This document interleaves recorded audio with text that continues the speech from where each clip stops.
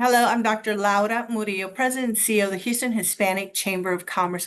One of the great opportunities that I have as a CEO of this organization is I get to work with extraordinary people, hardworking entrepreneurs, executives, people that really care about the city, people who do work all over the globe, and again, people who are motivated and inspired to do great things and leave their mark on this phenomenal city. So today I'm happy to introduce our chairman. He's the chairman of our board. I work for a board of directors, and thanks to their support, I've been at this chamber 17 years. We've got a very small team of staff members, and every day we look forward to working with them, serving our members, our corporate sponsors, and everyone else in between. So I want you all to meet our chairman, Roberto Contreras, who's joining us today. I'm going to give you his official title. He's the managing director for Houston's EB5. He's going to tell you about that, but also about the involvement here at this chamber and also of the Thompson Hotel that will be hosting three of our big events that are on our website, including our leadership conference, our data summit, and of course, our annual awards gala. He, his family, and a litany of individuals that they partner with have been involved with this chamber for a very long time. And so it's my honor to have you as our guest today, Mr. Chairman. Thanks for all you do, and I look forward to having the audience get to know you a little bit more. Thank you, Dr. Murillo, and thank you for all that you do. Absolutely. So let's begin with this. Your engagement with the chamber is not something that's been new to you. So let's start there. What does that look like? And now as chairman, what are some of the things that you like to share as chairman of this great organization? Well, it's been over 15 years since we've been involved with the chamber now. And every year, the chamber just keeps getting bigger. It seems like the more growth that we have in Houston, the more growth that we have in the chamber, and vice versa. Now, we see the chamber as an extremely important, piece for community engagement. It's for us, it's certainly been a factor in our growth as a business and the relationships that we've made through the chamber. We truly believe that Houston is still a city where you can come and achieve your American dream, like my parents did back when they came here in the 80s. We still see that in this city. And part of our way of giving back and showing that faith that we have in the city is being heavily involved in the Houston Hispanic Chamber. And you have been serving on our board and now as our chairman and helping us lead the charge of making sure the city is a city where one can do business, an international city, and certainly for the work that you are doing with EB5 that's proven as such, and of course with the hotel that is absolutely a gem in our great city, which we are looking forward to showcasing in July, September, and then again in November. Tell us about EB5, what that is, and what that does for this economy and jobs. Sure. Well, it's a federal program. It started in 1990.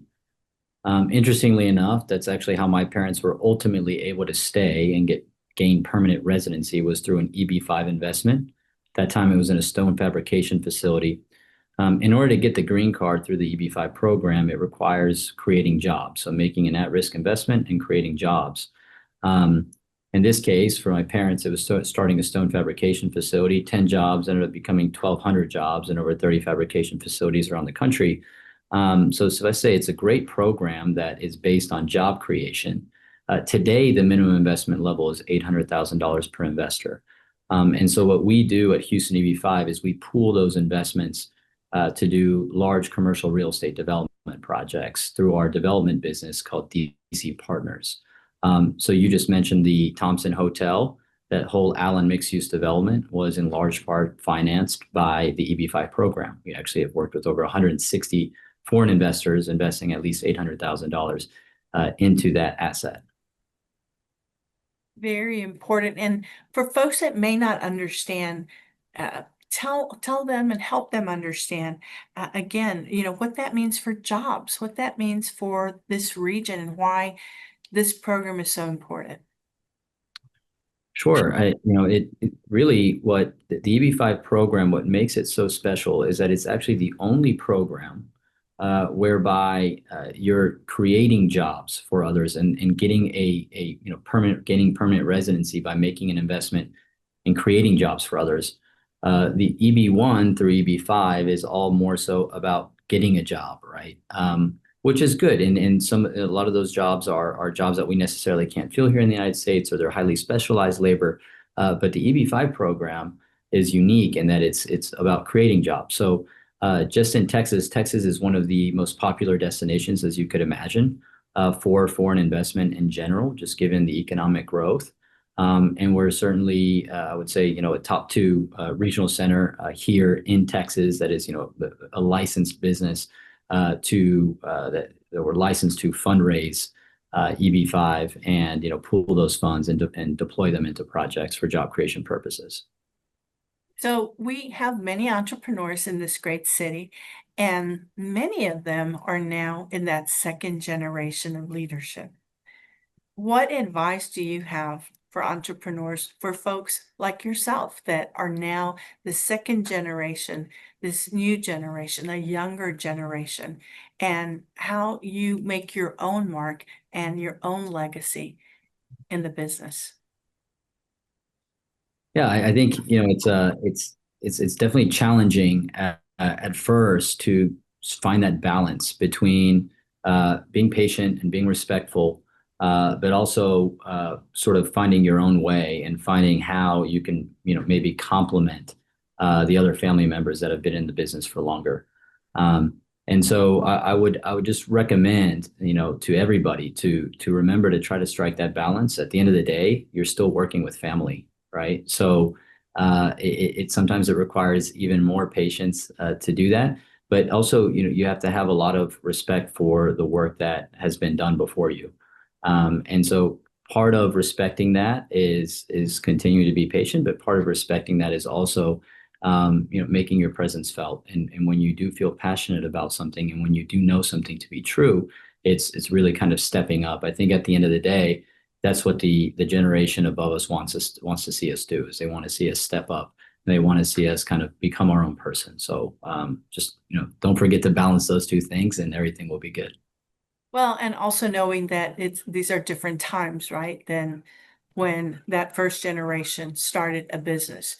New things such as AI, social media, ways of communicating to individuals, the increased number of in Houston. I was reading the article about all of the millionaires that we have in Houston today, and how do you connect with them? And so it's definitely a new time, and this Chamber of Commerce understands that. As a matter of fact, one of the next CEO breakfasts that we're hosting will have an expert who's going to talk to us a little bit about AI and what that means for business. And we recently had you on one of our panels talking about working among family members and what that means, and what you've learned as well as others have learned as entrepreneurs at the global level. And we're so happy that you're serving as our chairman, and we thank you. We thank all of the board for the time, their service, their investment, so that we can continue to support our entrepreneurs. So in closing, any last words for entrepreneurs that you'd like to share? Well, I think at the end of the day, it comes down to resilience, right? It comes down to resilience and faith. So just don't give up, keep going, and you're in a great city. And you have great support structures here in this city, like the Houston Hispanic Chamber, that can assist you in whatever it is whatever resources that you need, or whatever connections you need to make. It certainly has helped for us, and we believe very strongly in that mission, that it can continue to help others as well. Well said, Mr. Chairman. Thank you so much. We'll see you real soon. Thank you. Thank you.